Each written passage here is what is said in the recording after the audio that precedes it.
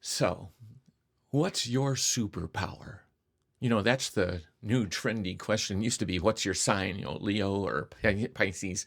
But these days, superheroes have broken free of comic books and taken over IMAX movie screens and theaters. Each one has a special power like invisibility or shape changing or flight or super speed or chlorokinesis. And apparently, everybody's got a superpower that they can identify in order to bolster their self image.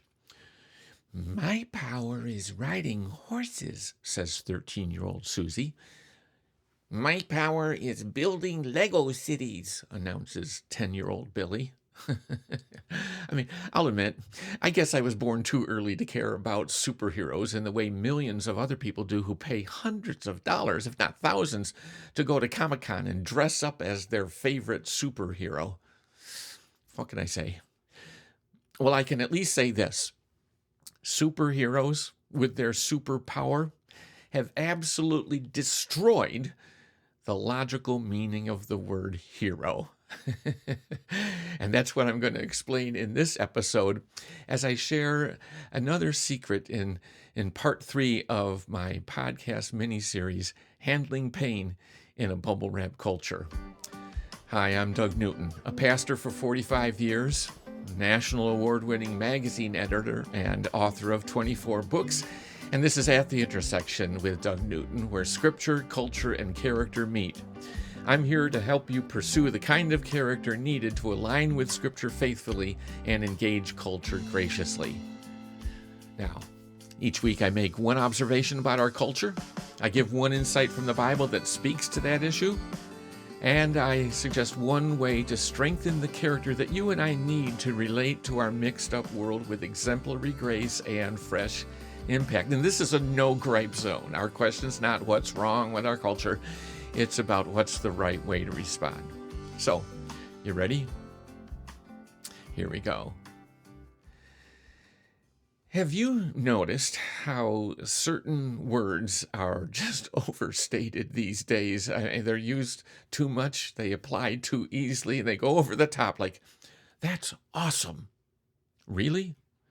Someone's homemade barbecue sauce can be awesome? You're in awe?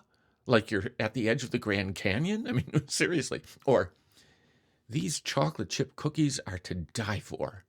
Really? You'd risk life and limb for one of them?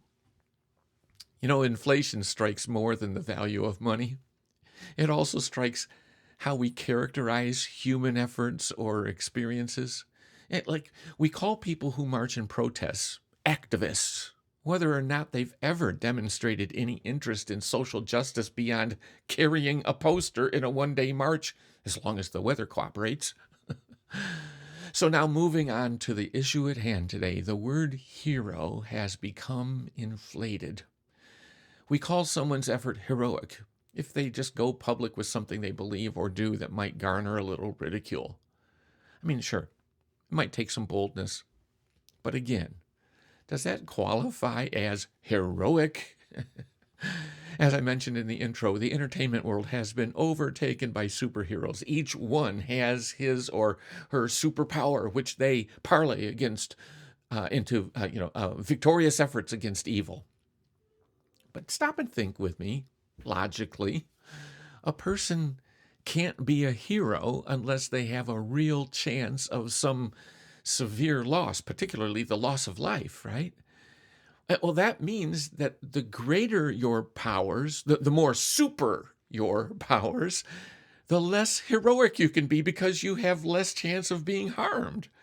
So if there really are people with superpowers, they are less capable of qualifying as heroes than any people on Earth. So today, I want to reclaim those words hero and superhero so that we will use them properly. And at the same time, I want to point you toward the kind of heroism that will help you handle pain, discomfort, and fears. Pain and discomfort, or the fear of pain and discomfort, are the very things that often keep us from being the people of character that we would like to be. So let's set aside this comic book version of heroism and consider true heroism. And where better to start than with the Congressional Medal of Honor? According to the Congressional Research Report, the medal was first presented, get this, in 1863 and has been awarded 3,517 times. Now, interestingly, that number would be higher today, but several hundred have been withdrawn after the discovery of some disqualifying information. I mean, can you imagine? You're going to have to give us your Medal of Honor back. You actually didn't deserve it after all. For example, during the Civil War, President Lincoln awarded the medal to every member of a single regiment as, quote, an inducement to keep them on active duty. You know, hey, if you don't walk away and go home scared, we'll give you the Medal of Honor. So finally, in 1916, a board was created to review all previous recipients and to create a permanent eligibility set of standards. At that time, there were 2,625 medals that had already been awarded, and nearly one-third of them, 911, were canceled. The new standards that they created for eligibility serve to clarify, actually, how we should think of heroism. Let me read from the actual legislation the three standards that they set. Here we go. The president is authorized to present in the name of Congress a Medal of Honor only to each person who, while an officer or enlisted person of the armed forces, shall hereafter, in action involving actual conflict with an enemy, distinguish himself conspicuously by gallantry and intrepidity. I knew I was going to have a hard time getting that word out. Intrepidity at risk of his life above and beyond the call of duty. Now that's a mouthful. Let me break it down simply into three criteria. First, it has to do with military action against an enemy. It has to involve the risk of loss of life. And it has to be an action which is above and beyond the call of duty. Now, that is the criteria for the Medal of Honor. But in order to get a more general look at heroism, let's take those same standards and place them in more of an ordinary life setting, not in a warfare setting. What would properly be considered heroic for any person like you or me in common life?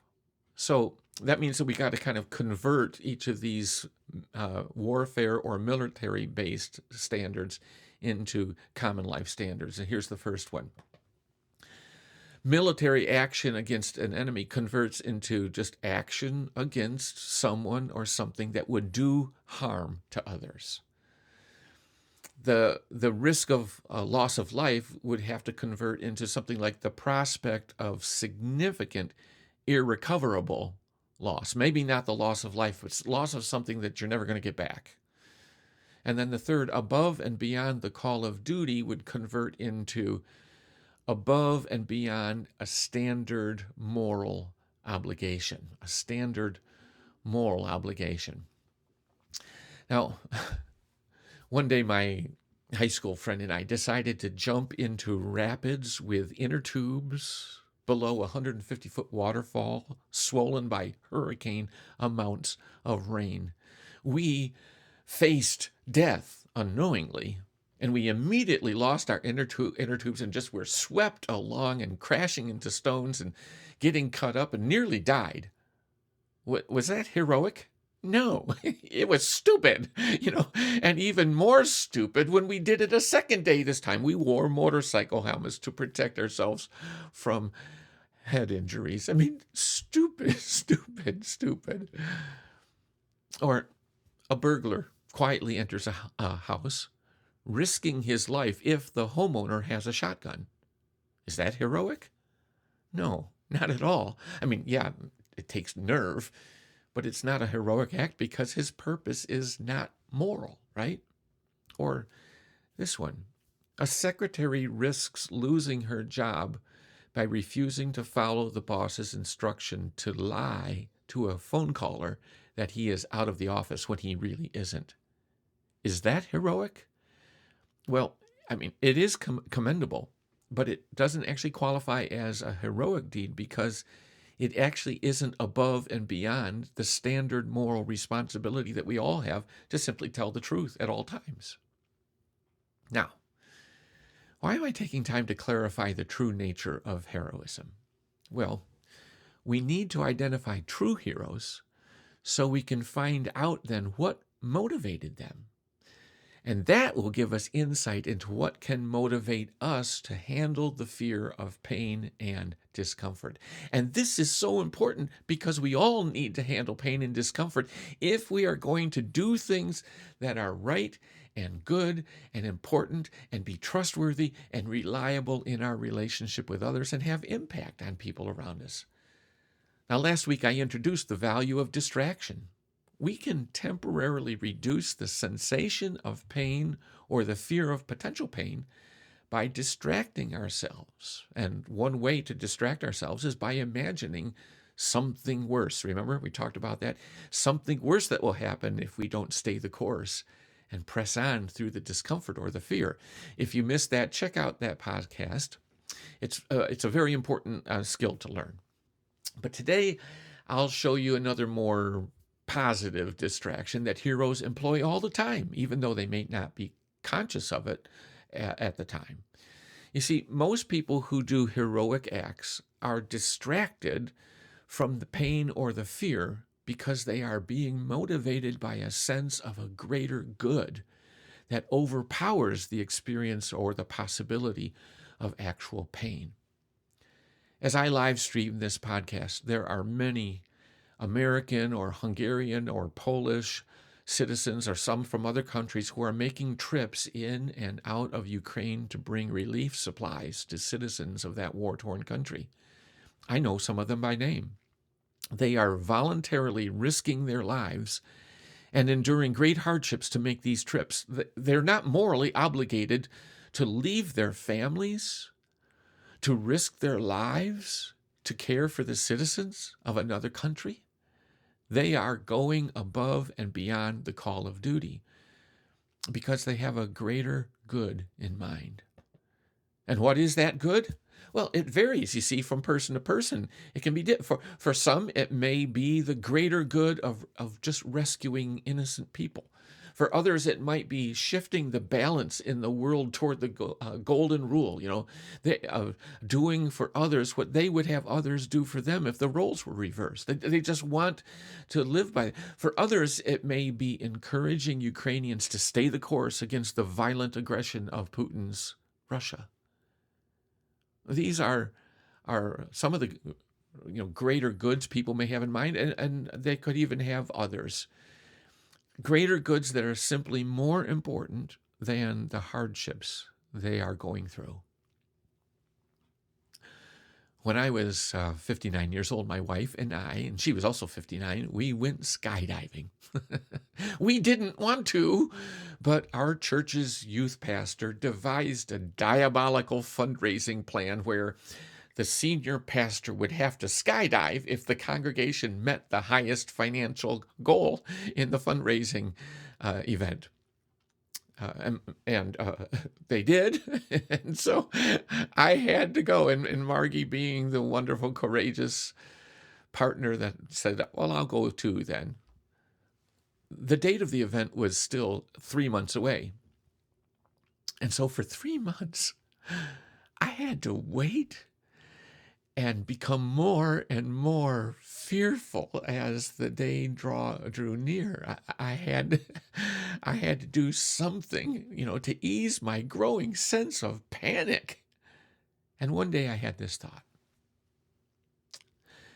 There are fellow Christians in many parts of the world who face persecution and death because of their faith. I mean, if they can do that, I can jump out of an airplane. And that's when I decided I would do it as an act of solidarity with the persecuted Christians in the world, and I would be honoring the bravery of my brothers and sisters around the world. And that sense, honestly, believe me, that sense of a greater good immediately reduced my fear to almost nothing, and I was actually feeling peaceful about it. That is, right up until about 10 minutes before, and they made us start signing these documents that just kept emphasizing page after page. You could die, sign your name here. You could die, make sure you sign your name here. You could die, say all three names, Douglas, Mark, Newton.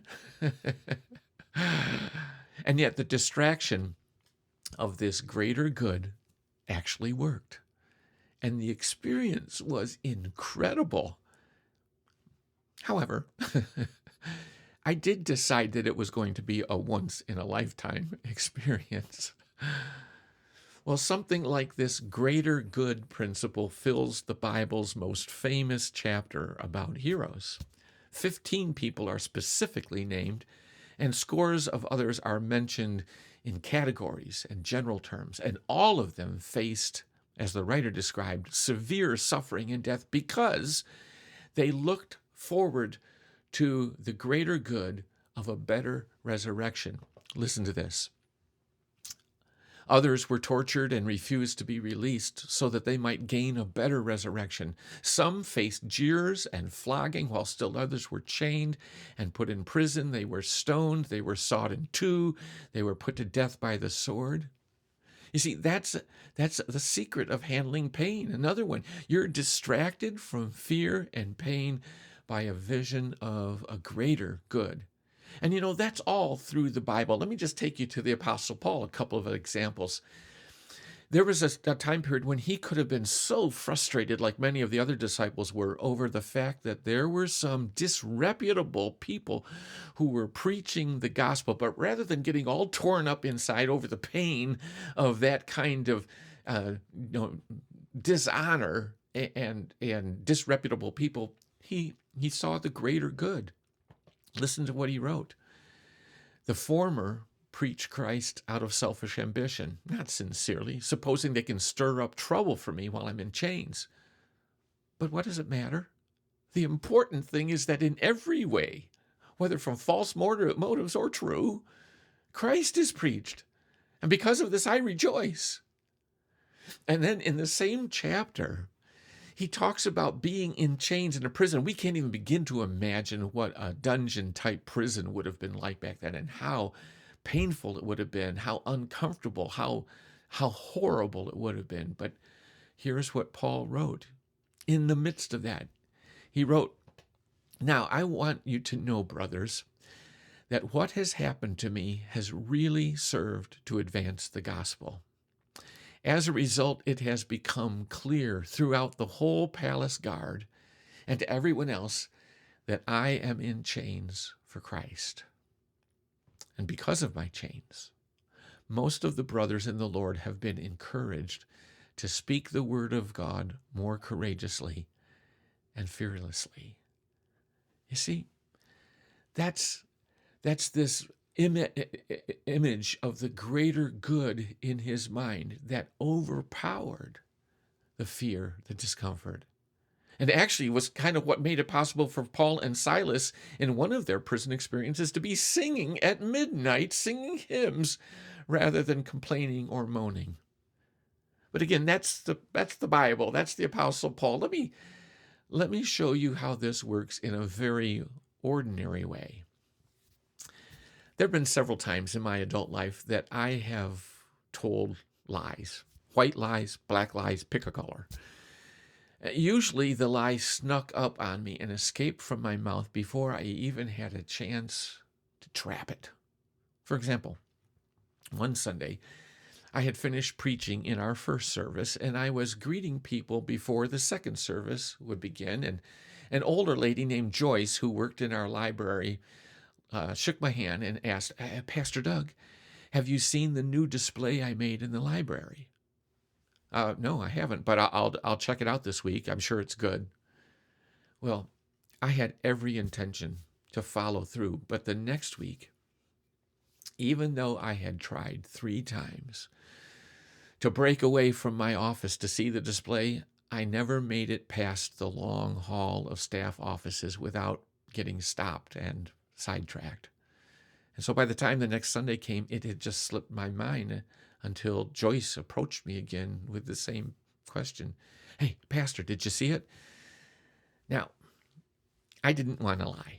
I believe very much in telling the truth, even when it's self-incriminating. But it's amazing how quickly our minds can rationalize at the speed of lies. Oh dear, she's going to think I blew her off, that I don't value her work for the church. I don't want her to feel insulted like that. And so in a nanosecond, my defense was concocted and approved in my mind. And before I knew it, it came out as a slippery, oh yeah, it was great, good job. Almost instantly, as I turned to walk away to get ready for second service, I thought, how can I go up there and stand in the pulpit and preach with this lie hanging out? I mean, I despise hypocrisy. I do not want to become one of those preachers who teach one thing but live something else in secret. By this time, the lady had left the building, but I found a group of fellows who often wanted to pray for me just before second service. And before we prayed, I confessed what I had done. I asked for their forgiveness and promised them that I would seek out Joyce as soon as I could and tell her the truth and ask her forgiveness as well. I mean, I didn't like the prospect of owning up to a lie with the men, and particularly with Joyce, and potentially losing their trust and respect, and especially hers. But the fear of that discomfort diminished as I embraced the greater good of the importance of integrity, especially among pastors who stand in the pulpit and supposedly declare the truth. You see, that's how thinking of a greater good and keeping that squarely in mind can help you handle pain, discomfort, or the fear of pain and discomfort, and press on doing what is right and good and important. Now, if this greater good method sounds like something that might help you, I've got another crosswalk guide for you to use this week to see how this process might apply to your life now and in the future. I mean, it really is a good technique to practice and to make a habit. Well, that's it for this week. I'm so glad that you were here. I hope you'll agree. This really is important stuff. And if you appreciate what I'm trying to do in this podcast, would you share it with friends? And please, again, subscribe to my Fresh Impact YouTube channel. It's so helpful. It tells YouTube's algorithm that there are people out there who want this kind of content and instruction and inspiration in their life. Remember, in 24 hours, I'll have the permanent version up on YouTube and an audio-only version for those who want to listen on the go. And all of that information about the podcast, past and future, can be found on our website, and all of the links can be found at the end of this video. So thanks again so much for tuning in. If you think this podcast is valuable and hope that it will continue, would you leave me a comment or send me an email? I'm hearing about churches that are actually using these, and groups of people that are using these episodes and then having discussion surrounded. So let me know, drop me a note if that's something that you're doing as well. Well, I hope that you'll join me again next week at the intersection with Doug Newton. I'm already looking forward to showing you one final way to handle pain in this bubble wrap culture. And in the meantime, when it comes to handling pain, always try to focus on the greater good rather than the actual pain. See you again soon.